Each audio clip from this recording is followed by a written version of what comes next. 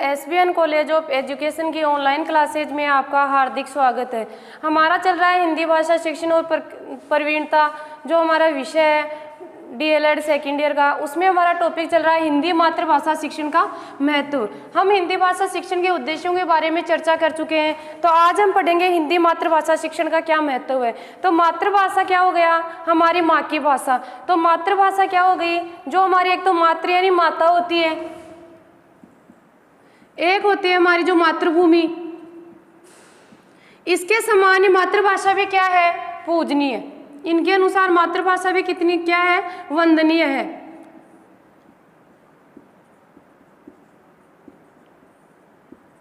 तो मातृभाषा क्या है, हमारी माँ की भाषा, हमारे समाज की, परिवार की, जो हमें जन्मजात जो भाषा जो हम परिवार के संपर्क में आते हैं, हमारी माँ के संपर्क में आते हैं, वो हमारी कौन सी भाषा हो गई, मातृभाषा। तो मातृभाषा हमारी हिंदी है, तो हिंदी को कौन सी हमारी राजभाषा है, उसका दर्जा दिया गया है। बाकी हिंदी भाषा को अभी तक कोई राष्ट्रीय भाषा का दर्जा नहीं मिला है। तो आज हम पढ़ेंगे हिंदी मातृभाषा का क्या शिक्षण में क्या महत्व है। तो इसमें क्या है कि हमारा शिक्षा का कोई भी उद्देश्य क्यों ना हो, कि हमारी शिक्षा ग्रहण करने का कोई भी उद्देश्य क्यों ना हो, तो उसमें मुख्य कौन सा है, हमारी मातृभाषा का मुख्य उद्देश्य। जो हमारी हिंदी भाषा शिक्षण में मातृभाषा को कौन सा माना गया है, शिक्षण का मुख्य उद्देश्य। क्यों, जो हमारे सरलता, स्पष्टता और जो वेद्य है, जो चीज़ें हमें समझ में आती है एक व्यक्ति से दूसरे व्यक्ति के संपर्क में आने से, तो वो हो गई हमारी मातृभाषा। अब मातृभाषा के अध्ययन के महत्व में हमारा पहला टॉपिक है अभिव्यक्ति का माध्यम। अभिव्यक्ति का माध्यम।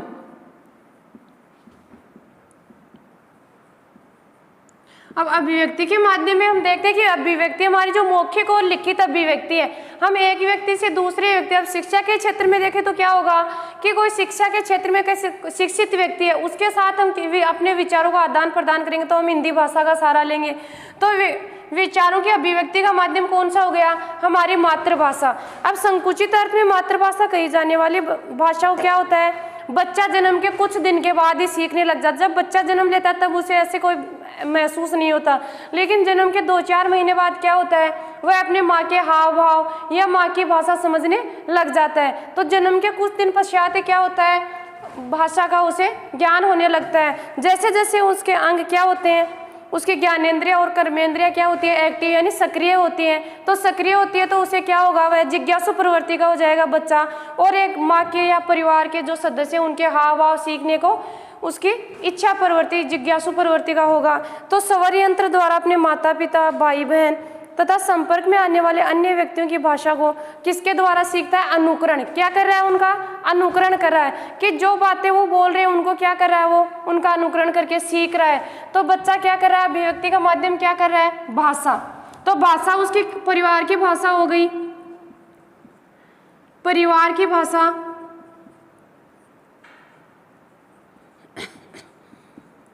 अब परिवार की भाषा में हमारी कौन सी आ जाएगी, मातृभाषा। तो विद्यालय जाएगा तो भी बच्चे को छोटे जो हमारे माध्यम होते हैं जो प्राथमिक स्तर पर, उसमें हमारी कौन सी भाषा दी जाती है, हिंदी भाषा का। तो हिंदी भाषा अगर बच्चे को समझ में आएगी तो वो आगे और क्या होगा, नवीन ज्ञान, जो पूर्व ज्ञान है उसके आधार पर क्या करेगा, नवीन ज्ञान जानने की इच्छा करेगा। तो इसमें क्या है, इसलिए चाहे व्यक्ति किसी भी भाषा में निपुणता प्राप्त कर ले, फिर भी अपने विचार जितनी सुगमता से मातृभाषा में व्यक्त कर सकता है, उतना किसी अन्य भाषा में नहीं। अब हम देखते हैं कई व्यक्तियों को जैसे हिंदी भी आती है, अंग्रेजी भी आती है, या और दूसरे क्षेत्र में रह रहा तो वहाँ की भाषा भी उसे आती है। तो इसका माध्यम क्या है कि हमारे देश की राजभाषा क्या है, हिंदी। तो हिंदी हमें हर जगह मिल जाएगी। हम जहाँ भी हमारे देश में किसी भी क्षेत्र में जाएंगे तो हम हिंदी में आपस में विचारों का आदान प्रदान कर सकते हैं। लेकिन कोई भी व्यक्ति के पास अगर कितनी भाषाओं का ज्ञान है तो फिर भी क्या है, हिंदी मातृभाषा के समान क्या है, उसे अपनी मातृभाषा को क्या मानेगा, वह उसी में उसे निपुणता मिलेगी, क्योंकि उसे हिंदी में क्या है, हिंदी में वो निपुण है। तो उसे शिक्षा का माध्यम क्या होगा, सरल होगा। एक दूसरे के साथ विचारों की विचार व्यक्त करने में क्या आएगी, उसे सरलता। दूसरा है शारीरिक विकास। दूसरा है शारीरिक विकास।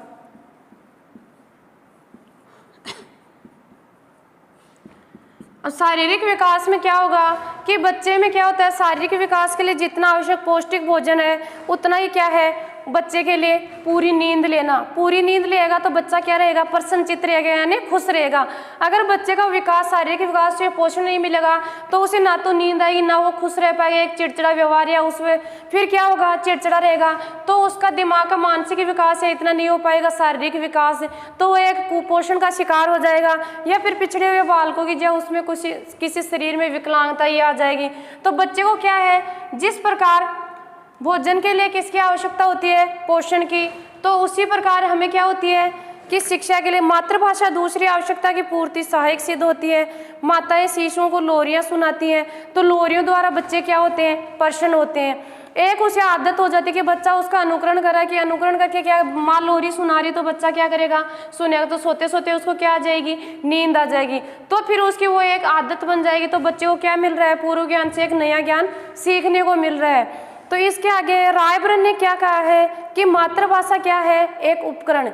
रायब्रन ने मातृभाषा को क्या बताया, एक उपकरण, आनंद, प्रसन्नता और ज्ञान का एक स्रोत है, रुचि और अनुभूतियों का एक निदेशक है, और विधाता द्वारा मनुष्य को दी हुई उस सर्वोत्तम शक्ति के प्रयोग के साधन है। रायब्रन ने मातृभाषा को क्या माना है, एक उपकरण। मातृभाषा को एक उपकरण माना है, तो उसमें बच्चे का क्या झलक रहा है, उसकी रुचि, उसकी अनुभूति, उसकी प्रसन्नता, उसका व्यवहार, ये क्या झलक रहा है इसके अंतर्गत। मातृभाषा में उसे हर चीज का क्या है, पता है, हर चीज को क्या है, समझ रहा है, जान रहा है और दूसरों को समझा रहा है। तीसरा है हमारा मानसिक और बौद्धिक विकास। मातृभाषा शिक्षण का महत्व है तीसरा, मानसिक और बौद्धिक विकास।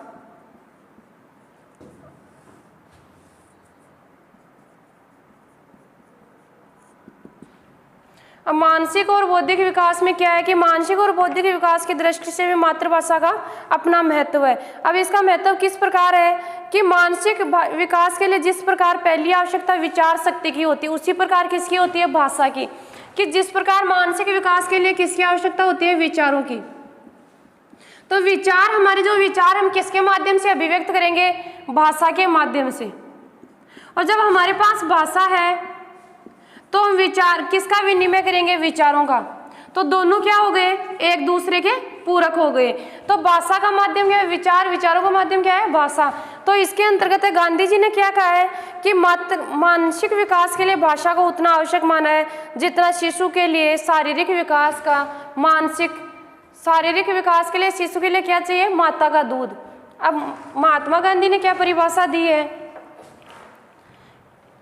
कि महात्मा गांधी के अनुसार परिभाषा देखते हैं।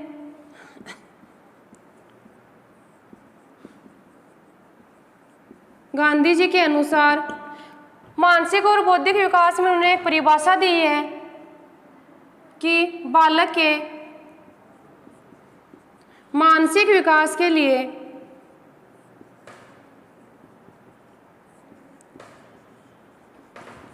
शिक्षा उतनी जरूरी है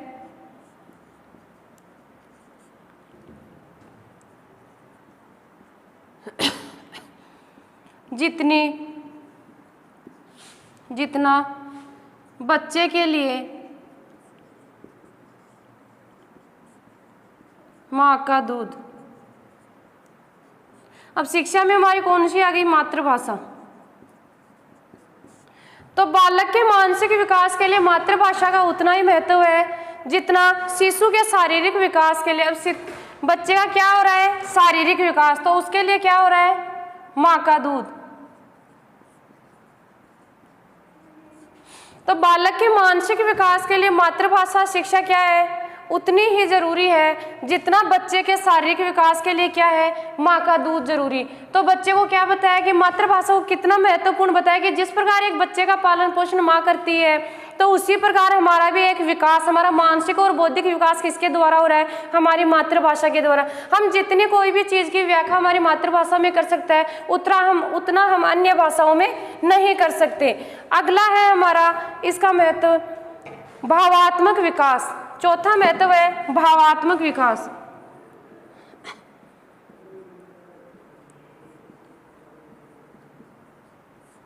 भावात्मक विकास। तो भावात्मक विकास के अंतर्गत देखते हैं कि बच्चे मातृभाषा को माता और मातृभूमि के समान क्या करते हैं, बड़ी श्रद्धा से देखते हैं। तो यही कारण है कि मातृभाषी व्यक्तियों में आपस में क्या रहता है, प्रेम बना रहता है, सहयोगी भावना, एक दूसरे का सहयोग करना, सौहार्दपूर्णता, यानी आपस में एक भावात्मक विकास द्वारा क्या हो रहा है, नैतिकता की भावना आ रही है, सौहार्दपूर्ण, सहयोगी भावना आदि भाषाओं क्या हो रहा है, विकास हो रहा है। बालक का क्या हो रहा है, बालक में एक आदर्शात्मकता भावना आ रही है। तो ये हो गया हमारा भावात्मक विकास है। भावात्मक विकास एवं एकता उत्पन्न विकसित करने में ये क्या है, अनेकता में एकता। हम क्या करते हैं, आपस में एक दूसरे के साथ एकता बनाए रखते हैं, आपस में नैतिकता की भावना रहती है, सहयोगी भावना रहती है। अगला है हमारा सांस्कृतिक एवं विकास का आधार। पांचवा महत्व है हमारा सांस्कृतिक विकास का आधार।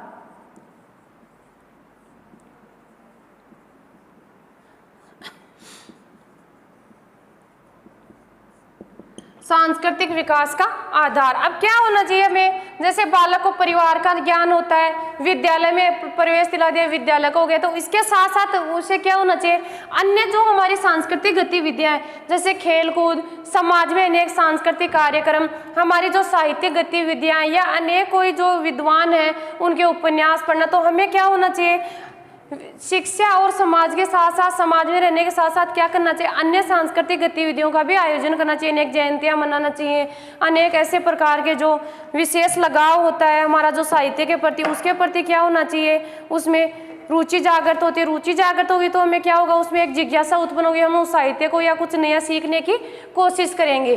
तो इसमें है कि मातृभाषा किसी जाति विशेष स्तर का द्योतक होता है और उसके कोश में विचार, अनुभव और मानव जीवन का क्या होता है, रहस्य छुपा होता है। इसमें क्या होता है सांस्कृतिक विकास में कि किसी जो मानव जीवन का एक रहस्य है, जो मानव जीवन के पास अनेक प्रकार का जो ज्ञान होता है, उसे हम दूसरों की जीवनी पढ़ के या दूसरों जो कुछ कोई देख कर या साहित्य पढ़कर क्या करते हैं, हम एक अनुभव करते हैं, उनके बारे में हम पूरी कल्पनात्मक एक सोच रखते हैं, तो उससे हमें क्या हो रहा है, ज्ञान हो रहा है। तो सांस्कृतिक विकास का आधार भी क्या है, हिंदी भाषा शिक्षण का महत्व।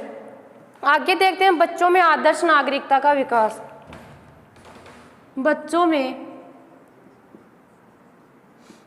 आदर्श नागरिकता का विकास। बच्चों में आदर्श नागरिकता का विकास। अब बच्चों में आदर्श नागरिक, अगर बच्चों में अच्छे गुण आएंगे, अच्छे संस्कार मिलेंगे, अच्छा समाज का वातावरण मिलेगा, तो उसमें क्या होगा, देश प्रेम की भावनाएं संचारित होगी और उसे अच्छा वातावरण मिलेगा, तो देश के प्रति, देश सेवा के प्रति उसका क्या होगा, उसके अंदर एक भाव उत्पन्न होगा। तो भाव के द्वारा वो क्या करेगा, एक दूसरे में सहयोग की भावना, सौहार्दपूर्णता, देश प्रेम के प्रति, नागरिकता के अधिकारों का उल्लंघन करेगा। तो इसमें क्या है कि विचार क्षमता, स्पष्ट अभिव्यक्तिकरण, विचार भावना, क्रिया की सत्यता, भावात्मक और सृजनात्मक जीवन की पूर्णता द्वारा, उसमें एक अगर बच्चा कुछ सीख रहा है, भावग्रहण कर रहा है, भाव प्रकाशन कर रहा है, तो उसके अंतर्गत क्या आएगा, एक नया सृजनात्मक कौशल, यानी उन्हें एक नए कौशल का विकास हो रहा है। बच्चा क्या कर रहा है, सुनकर, बोलकर, पढ़कर, लिखकर एक नए कौशल का विकास कर रहा है। अगला है हमारा सामाजिक चेतना का विकास। अगला महत्व है हमारा सामाजिक चेतना का विकास। अब देखते हैं सामाजिक चेतना के अंतर्गत क्या क्या होता है कि सामाजिक चेतना में मातृभाषा सामाजिक गुणों के विकास में सहायक होती है। तो रायबरन ने क्या कहा है कि एक नागरिक में सभ्य होने वाले गुण, जो एक नागरिक में गुण पाए जाते हैं, उनमें क्या है, स्पष्ट चिंतन, स्पष्ट अभिव्यक्ति, स्पष्ट विचार, भाव और क्रिया की यथार्थता को क्या किया गया है, समुचित रूप से उत्पन्न और विकसित किए जा सकते हैं। कि इसमें क्या बताया गया है कि कोई बात है उसका सार्थक अर्थ निकलना चाहिए। हम किसी के साथ विचार विनिमय करें तो उनका क्या होना चाहिए, स्पष्टीकरण सही रूप से होना चाहिए कि बच्चे में किसी प्रकार की नेगेटिविटी नहीं है, उसके अंतर्गत ये है कि अच्छी भावना का विकास हो, तो स्पष्ट अभिव्यक्ति है उसका, अच्छे संवेग है, सरल भाषा, लिखित अभिव्यक्ति का माध्यम है, या सुनकर, पढ़कर, बोलकर जो उसमें जो कौशल विकसित हो रहा है, उसमें क्या है, एक समाज में रहकर उसे परिपूर्ण करना चाहिए। अगला है हमारा व्यक्ति के व्यक्तित्व के विकास में सहायक। लास्ट हमारा महत्व है व्यक्तित्व के विकास में सहायक। अब जब ऐसे इन चीज़ों का जैसे विचारों की लिखित मौखिक अभिव्यक्ति का विकास हो रहा है, बालक का शारीरिक विकास हो रहा है, मानसिक और बौद्धिक विकास हो रहा है, अपने भावों द्वारा जो नैतिकता है उसमें उसकी भावना विकसित हो रही है, तो इसके लिए क्या है, व्यक्तित्व के विकास में भी क्या होना चाहिए, सहायक। मातृभाषा जो हमारी मातृभाषा हिंदी है उसका मुख्य उद्देश्य क्या होना चाहिए, व्यक्तित्व का विकास। अगर व्यक्ति अपनी बात कहने में और दूसरों को समझाने में समर्थ है या एक दूसरे को आपस में समझ में आ रही है, तो उसमें क्या हो रहा है, व्यक्तित्व का विकास, उसे कुछ नया सीखने को या स्पष्टीकरण निकल रहा है उसके अंदर। तो क्या इसमें यदि माताएं बच्चे को रोचक और नैतिक कहानियां सुनाती हैं तो आगे चलकर बच्चे क्या करते हैं, मातृभूमि की पुस्तकों में भी इसी प्रकार की कहानी, लेख, नाटक और कविताएं पढ़ते हैं कि हम जिस प्रकार अपने बच्चों को संस्कार दे रहे हैं, हम जिस प्रकार की उन्हें जैसे कहानियां सुना रहे हैं, तो बच्चा क्या करेगा, जब छोटा रहता है तो वो हमसे सुनता है, लेकिन आगे जाकर क्या करेगा, वो थोड़ा बड़ा हो गया, उसे ऐसी किताबें मिल रही हैं जो हमें बचपन में उसे थोड़ा बहुत जो हिंट दिया था उसके आधार पर बच्चा क्या करेगा, उनको अब आगे जाकर पढ़ने की कोशिश करेगा। तो उससे क्या हो रहा है, बच्चे में एक भावना जागृत हो रही है, एक जिज्ञासु प्रवृत्ति, उसके माध्यम से क्या कर रहा है बच्चा बड़ा होकर अनेक साहित्यिक पुस्तकें, नाटक, कहानी आदि पढ़ने में खुद क्या कर रहा है, स्वयं के अनुभवों द्वारा रुचि ले रहा है। तो रुचि लेगा तो उसके अंतर्गत क्या आएगी, फिर मातृभाषा के माध्यम से हम उनके जन्मजात शक्तियों का विकास होगा, उसमें निसंकोचता आएगी, किसी प्रकार का डर भय नहीं, क्योंकि खुद उसे स्वयं अनुभव करके सीख रहा है। तो उसमें बच्चे कौन सा आ रहा है, क्रियाशीलता का सिद्धांत, सृजनात्मकता आ रही है उसके अंतर्गत। तो भाषा के माध्यम से वह किसी समाज का सदस्य बनता है और उसकी सभ्यता तथा संस्कृति सीखता है। तो इससे क्या हो रहा है, जब भाषा के माध्यम से उसका विकास हो रहा है तो वह आसपास के समाज में उसकी सभ्यता का, संस्कृति का पता चल रहा है, तो क्या हो रहा है, बच्चे का व्यक्तित्व का विकास हो रहा है। ये हो गए हमारे भाषा शिक्षण के 8 प्रकार के महत्व। पहला है हमारा अभिव्यक्ति का माध्यम, दूसरा है शारीरिक विकास, जो हमें प्राथमिक स्तर पर बालकों को क्या करना चाहिए, मातृभाषा शिक्षण सीखने के उद्देश्य से महत्वपूर्ण है।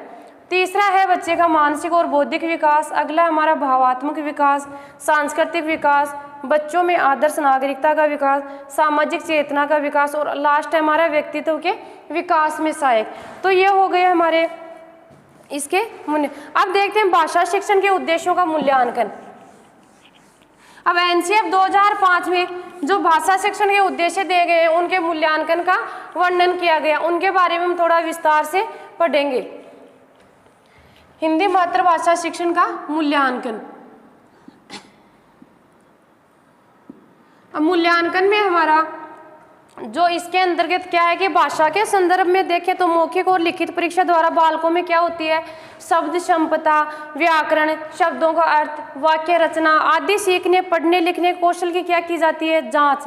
अब जांच करके क्या किया जाता है, एक जांच पत्र तैयार किया जाता है। जैसे इसमें क्या हो गया कि हम जैसे बच्चे प्रवेश प्रक्रिया शुरू हो गई, प्रवेश ले लिया तो क्लास में जाएंगे, उन्हें किताबें, एक निश्चित पाठ्यक्रम मिलेगा, निश्चित पाठ्यक्रम मिलेगा तो उसके अंदर क्या होगा, उसमें एक निश्चित उनका पाठ्यक्रम होता है, उसे वो पढ़ेंगे। तो पढ़ने के आधार पर फिर हम क्या देखेंगे, उनका कौशल जांचेंगे कि बच्चे ने कहाँ तक सीखा है। तो इसके आगे हम क्या करेंगे कौशल जांचने में कि एक कोई परीक्षा लेंगे या किसी टेस्ट के माध्यम से क्या करेंगे, बच्चे ने आज तक हमने जितना पढ़ा है उसमें कितना क्या ग्रहण किया है, यानी उनका जांच करेंगे कितना क्या ज्ञान प्राप्त किया है। तो ऐसे तो है नहीं कि सभी को समान तरीके से समान अंक निर्धारित किए जाएंगे कि जो कुछ अब बच्चा जो पढ़ तो रहा है, हम जो बच्चे को 100% पढ़ा रहे हैं, बुक में से पूरा सिलेबस करा दिया, लेकिन बच्चे को याद क्या रहेगा परीक्षा में, जो उसकी एक दिमाग की क्षमता है, उसकी मानसिक क्षमता, उसके आधार पर क्या करेगा, वो उसके स्मृति पर आधारित पाठ या उत्तर लिख के आएगा। तो ये क्या करते हैं हम लास्ट में, इसके मूल्यांकन का अर्थ क्या हुआ कि भाषा के संदर्भ में देखें तो मौखिक और लिखित परीक्षा द्वारा बच्चों की शब्द संपदा, व्याकरण, लिखने पढ़ने और उनकी मौखिक अभिव्यक्ति की क्या की जाती है, जांच। अब जांच के लिए हमें क्या करना पड़ता है, एक परीक्षा पत्र तैयार करना पड़ता है। अब वो परीक्षा पत्र एक जांच की जाती है, जांच के आधार पर हम एक परीक्षा पत्र तैयार करते हैं। अब परीक्षा पत्र तैयार करते हैं तो क्या होता है, उसमें पाठ्य पुस्तक। अब परीक्षा पत्र किस पर आधारित होता है, पाठ्य पुस्तक पर। अब पाठ्य पुस्तक में इसमें क्या आ जाएगा, उसका निश्चित सिलेबस आ जाएगा। तो निश्चित सिलेबस में क्या होता है कि उनका उत्तर देना भाषा की समझ पर, उनका उत्तर देना क्या होता है, वो उसके किताब की भाषा का कम प्रयोग करेगा, ज़्यादा किसका करेगा, अपनी स्मृति पर आधारित, अपने दिमाग में जिसके उसकी मानसिक क्षमता। तो उससे क्या हो जाएगा, उसका मूल्यांकन लास्ट में कि उसने कहाँ तक कितना ज्ञान प्राप्त किया है। अब आगे देखते हैं कि उत्तर देना भाषा की समझ पर कम और स्मृति कौशल पर अधिक क्या होता है, निर्भर होता है। तो भाषा कौशल के लिए विभिन्न गतिविधियों का आयोजन करना चाहिए। अब भाषा के जो अकेले ऐसे तो है नहीं हम जो किताबी ज्ञान से बच्चा संपूर्ण कौशल प्राप्त कर लेगा, तो उसके लिए हमें अनेक प्रकार की गतिविधियों का संचालन करना चाहिए। तो उसमें छात्रों के लेखन क्रम का निर्धारण और उसके परिणाम भी क्या होंगे, आपस में एक दूसरे के साथ तालमेल बिठाएंगे। बच्चे का मानसिक विकास के लिए क्या क्या जरूरी है कि बच्चे के अकेला किताबी ज्ञान नहीं है, उसके लिए हमें अनेक प्रकार के गतिविधियां, खेल, आयोजन आदि भी करवाने चाहिए। अब पढ़ने संबंधी 6 उद्देश्य निर्धारित किए हैं। जब बच्चा पढ़ेगा तो उसके 6 उद्देश्य निर्धारित किए हैं। उनमें पहला है पढ़ने की तैयारी की योग्यता। पढ़ने की तैयारी, पढ़ने की तैयारी की योग्यता। दूसरा है हमारा शब्दावली और शब्दार्थ ज्ञान। शब्दावली और शब्दार्थ ज्ञान। शब्दावली और शब्दार्थ ज्ञान, पठन की समझ, कार्य अध्ययन की कुशलता।